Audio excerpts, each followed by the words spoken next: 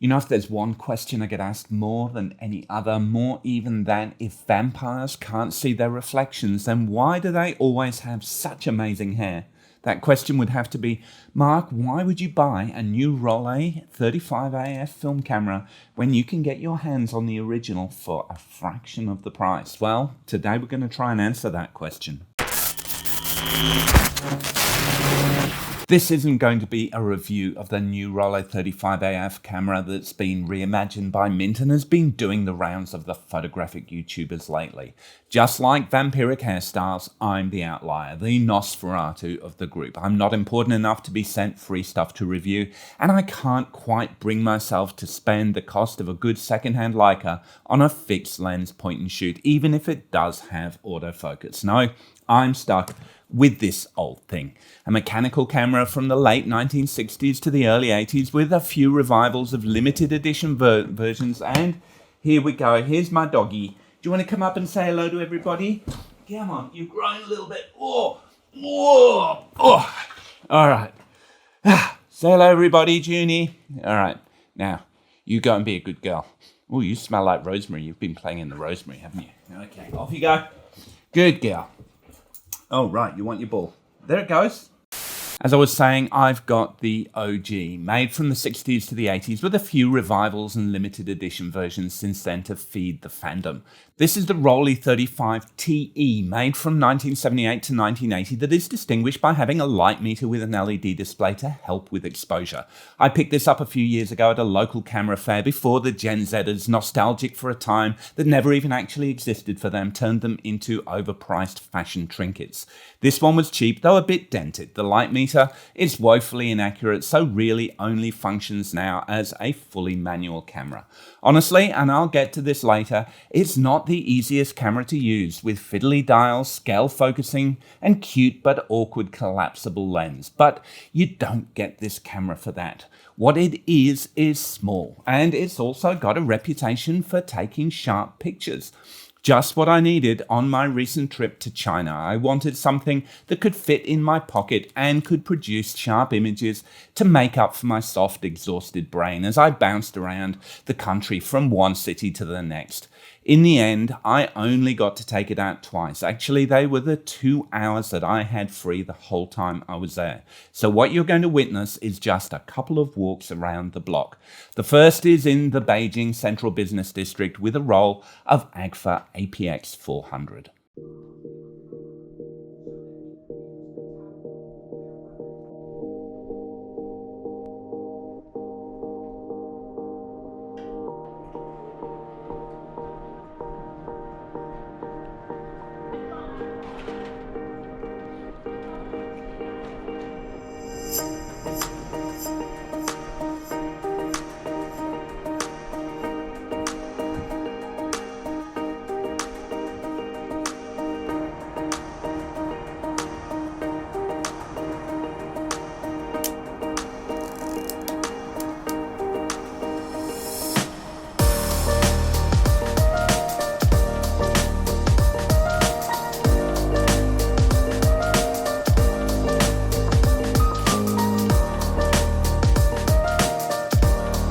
Look, I did warn you that this camera wasn't easy to use, and while I'm extremely proud of myself for not screwing up my exposure and focusing for most of this roll, you will notice a certain shadow just creep across the corners of some of these early shots.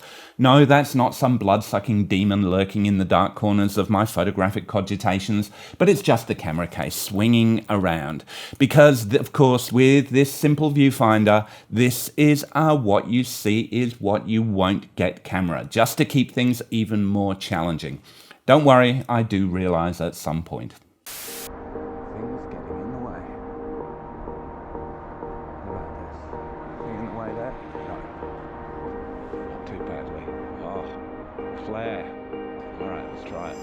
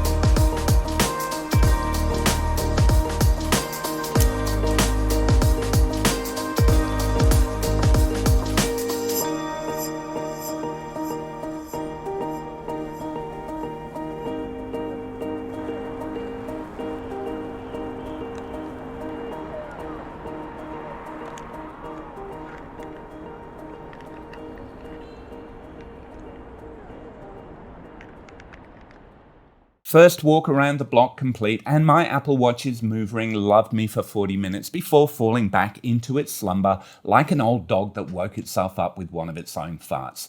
It was a brief walk around the hotel dominated by one thing: this distinctive building, the Chinese Central Television Center, as shown here in this much better photo that I didn't take. It was a Sunday morning and the streets were quiet, and let's be honest, the large Beijing blocks don't really lend themselves to walking or photography, but hey, you make do with what you're given. It was close to where my colleague lives and she did the booking, her main criteria for hotel selection being the size of the swimming pool. So not much in the way of varied and fascinating insights into Chinese culture, but a workout for the camera nonetheless. First thing to observe is that they came out sharp, and given the fiddly knobs and dials, the hit rate was actually pretty high. Obviously, its biggest benefit and its biggest compromise is the size. To fit in your pocket, you end up with a device that has some definite quirks. You will have noticed that to actually load the film, you have to take the back off like it's a 1930s Leica, and you're loading the film upside down under a flap that acts as the pressure plate. Not exactly intuitive. Once the film is loaded, you can then enjoy reading from the frame counter conveniently placed directly underneath the camera along with the hot shoe. Presumably so you lose track of the number of those vampiric portrait shots you take, but hey, at least the hair still looks good. I mean, seriously. The film winder is also on the wrong side and seems to rotate about 480 degrees to wind the film on. And you do need to wind that film on because unless you do, you won't be able to collapse that lens. Now, I've spoken before about my love for my Fed 50mm collapsible lens that I use on my Leica thread mount rangefinders, and I love the space saving they provide. They don't exactly speed up the photographic process though. Having to basically reassemble the camera like it's some kind of transformer before you can shoot it isn't fun. Much more fun are the dials that you use to adjust the shutter speed and aperture.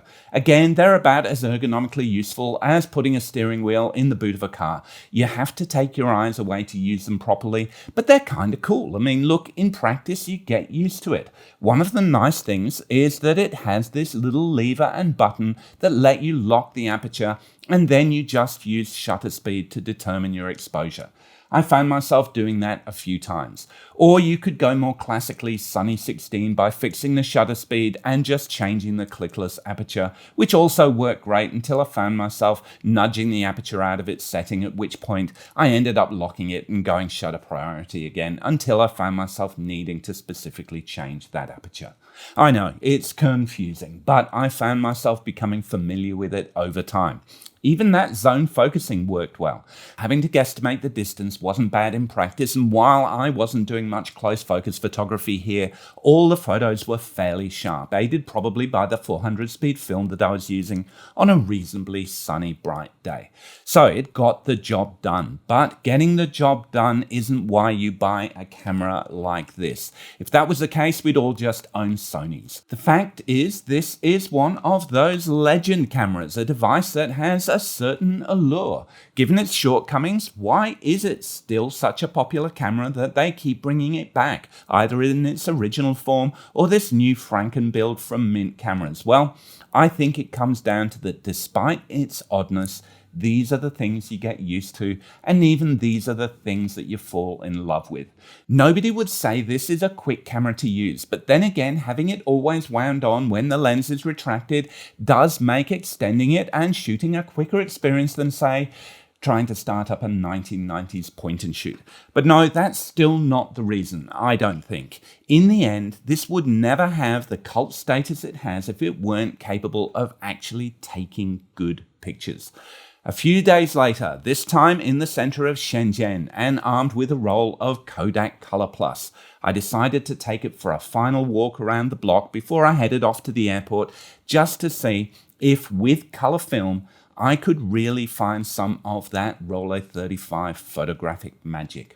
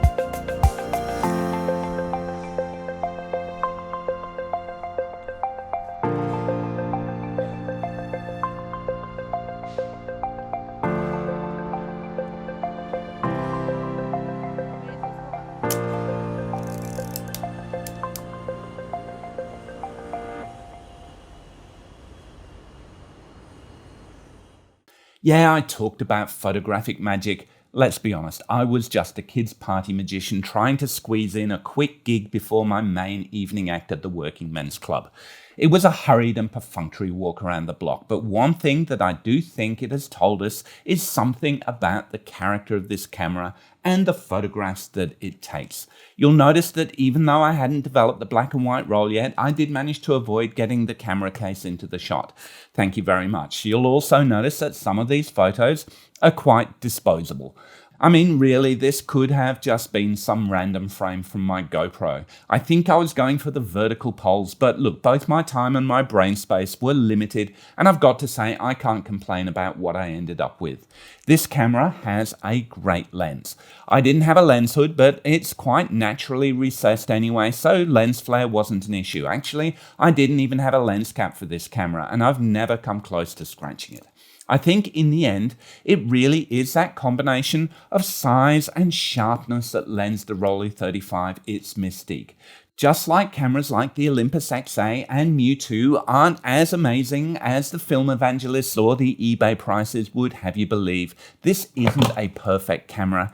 But it takes sharp photos and it fits in your pocket. The lens actually came in a few different variants. The most common seemed to be 40mm f3.5 Tessar design that is sometimes badged either Rollei or Carl Zeiss, and a 40mm f2.8 Sonar design. Look, you could probably spend days arguing the relative merits of the different versions, like they do when comparing Rolleiflex TLRs. But whatever the aperture and whether made by Zeiss, Rollei or Schneider Kreuznach, they may vary a little bit, but they are known for being uniformly good. I've got a few Tessar-based cameras, and while it's difficult to bend that design into a wide aperture optic, f3.5 hopefully it does allow you to nail focus, and as you stop it down further, it just seems to get sharper and sharper. There are other versions of the Rollei that were more cut-priced consumer ones, such as the B, but since they don't quite have the same form factor, you definitely feel a bit of a poor cousin if you pulled that one out at the photographic meetup. No, I'm happy with my f3.5 Tessar, particularly since the light meter doesn't even work. I use fast film and a small aperture to give me the breathing space I need for my own photographs. So let's try and toss up some tier 1 photos from the quick walks around 2 tier 1 cities. I'm going to be ecumenical and pick 3 black and white shots from Beijing and 3 color frames from Shenzhen, because really I'm useless at curating my own quality and arbitrary rules help my decision making. These are the 6 that summed up my sandbooing around the cities, and if not exactly great photos, I do think that they point to some of the character that this camera provides. It's tempting to pick a photo of the CCTV tower, but really a 40mm perspective just doesn't allow you to bring in enough to show its modern majesty. Also, while I really like the interaction between these people, you miss the wonderful urban context if you try to squeeze them into 40mm. So the very design of the camera forces me to just settle on these. I'll just have to make do with this interaction as an alternative, though you'll see I didn't crop this and I could probably have got a bit closer if I had a bit more time or courage. For the color photos, I had to include one of the more abstract pictures. Firstly, because if you're shooting color, you may as well have a colored forward photo. But also because I think it's a nice example of how the lens can resolve texture and detail. I was going to include this one to show how remarkable the lack of distortion is, but when I realized it actually is full of real-world wobbly lines and angles, it didn't make a great example. The last couple are more just slices of life. The calm gentility of this man appealed to me, and I couldn't pass up picking one from the plethora of hard hat and scooter pics, with this one providing a nice framing to the somewhat mundane subject matter. So there you go, 2 walks around the Eastern Bloc with the OG, the Rollei 35 TE, a camera with a few bumps and dents and a dodgy light meter, but one still capable of taking decently sharp photographs. Imagine what a real photographer could do with a tool like this. I can only assume that's why Mint sent out the review copies of their new knockoff autofocus version to all of those YouTube influencers while neglecting me and my impoverished subscriber count. Only one way to fix that, and it's not in my hands but up to you to like, subscribe, share, and comment. Have I been bitten by the Rollei 35 revolution? Well, it's interesting. Just yesterday, I did go out and buy a brand new film camera. Will it be the Rollei 35 AF? Well, sorry, like me, you're just going to have to wait because my masochistic hankering for delayed gratification means I won't be opening up that present until Christmas. But when I do, I promise I'll unleash an appropriately scathing and uncompromising review on a company that didn't deem me important enough to pander to by sending me an advance copy. I hate spending my own money, and I promise every drop of that resentment will be turned into blisteringly vitriolic YouTube review rhetoric. Later.